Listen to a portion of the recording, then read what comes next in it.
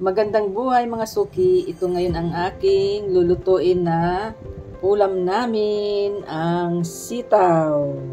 Yan, lagi tayong may gulay para humaba ang ating buhay.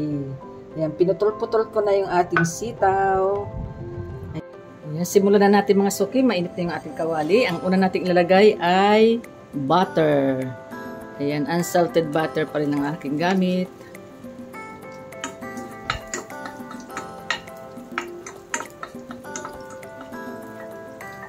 Yan, tunawin lang natin yung bating butter. Then, maglalagay tayo ng kunting olive oil. Ayan, mga kalahati lang. Kalahating kutsara.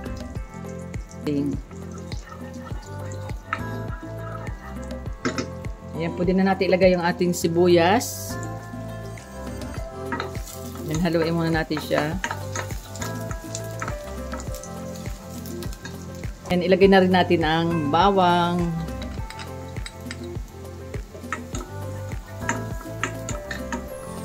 Ayan, simpleng recipe lang ito mga suki.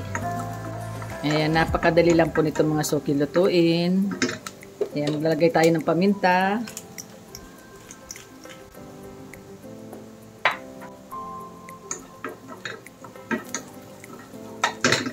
Ilagay na natin ang kamatis.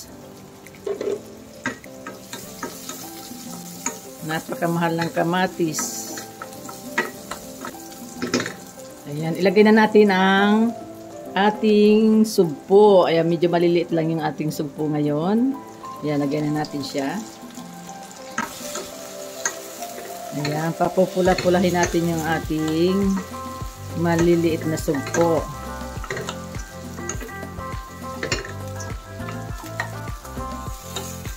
Ayan, mapula na siya mga suki. Ang sunod natin ilalagay mga suki, ang ating tahong. Ayan, nilaga ko na siya. Ayan, lagay na natin.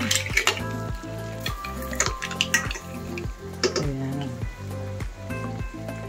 Ayan, pwede na natin ilagay mga suki yung ating sitaw. Ayan.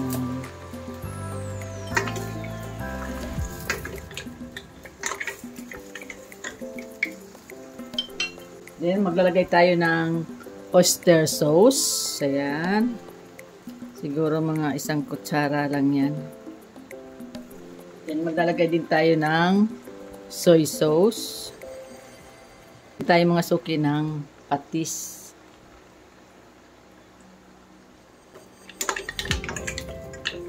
Ayan. Takpan muna natin siya mga suki. Tingnan na natin mga suki. Oh, sarap po. Ayan, malapit na siya maluto. Pwede na natin ilagay mga suki yung ating fried talong. Ayan, pinirito ko na siya para hindi siya madurog. Ayan, lagay na natin. Oh. Ayan, haluin na lang natin siya para maglahok-lahok na yung ating talong. Ayan, luto na siya mga suki. Ayan, off na natin to. Ayan, pwede na natin siyang ahunin mga suki. Oh.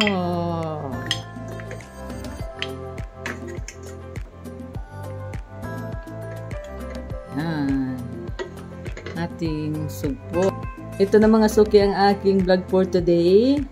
Ayan. Thank you for watching. God bless po. Bye-bye. Ingat po kayo. Kain na po tayo.